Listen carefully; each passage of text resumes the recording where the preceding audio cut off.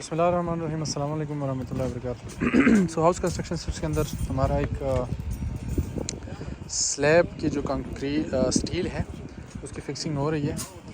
और इस steel fixing के अंदर मुझे एक टेक्निकल पॉइंट नज़र आया, तो आपके साथ मैं शेयर करना चाहता हूँ।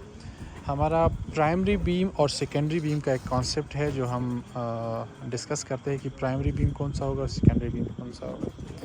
यहाँ पर अगर आपको दिख रहा हो तो ये सीवीज़ हमारी चली हुई है, ठीक है। कंसील्ड बीम्स, एक इधर से आ रहा है यहाँ और एक इधर से आ रहा है यहाँ।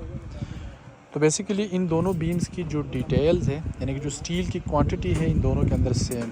अब हमने जो जिसको हम कहते हैं लोड ट्रांसफ़र मैकेनिज़्म, वो अगर प्रॉपर तरीके से ना की जाए तो हमारे जो स्टील हमने लगाना है वो ज़ाया हो सकता है। तो अगर आप यहाँ पर देखें तो यहाँ पर हमने ये किया है कि ये जो इधर से बीम आ रहा है ये यहाँ पर इस बीम के ऊपर रेस्ट कर रहा है और वहाँ पर उस दीवार के ऊपर रेस्ट कर रहा है। इस तरह से जो बीम आ रहा है ये बिल्कुल फ्री है, यानी कि इधर से स्टार्ट होके यहाँ तक आ रहा है।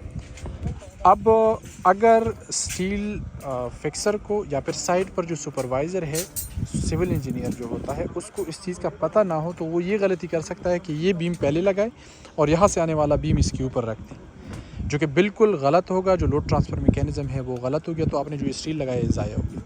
क्योंकि ये भी वहाँ पर भी रेस्ट कर रहा है एक दीवार के ऊपर और यहाँ पर भी दीवार के ऊपर रेस्ट कर रहा है। तो इस बीम को प्रैक्टिकली इस बीम के ऊपर अपना लोड ट्रांसफ़र करना चाहिए ताकि प्रॉपर तरीके से अपना जो लोड ट्रांसफ़र मैकेनिज़्म है वो कर सके।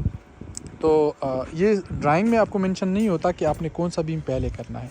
अब अगर प्रैक्टिकली एक इंजीनियर को इस चीज़ का पता होगा और वो लोड ट्रांसफ़र मैकेनिज़्म समझता होगा तो वो ये कर सकेगा कि इस बीम को पहले करेगा और फिर इसका लोड इसके ऊपर ट्रांसफ़र करने के लिए ये बाद में करेगा। और ये हम इस तरह से शो करते हैं कि यहाँ पर अगर आपको दिख रहा हो तो इसका जो स्टील है, बॉटम स्टील, वो नीचे है, फिर इस बीम का जो बॉटम स्टील है वो इसके ऊपर है, ठीक है। और सेम टॉप बीम का भी केस है।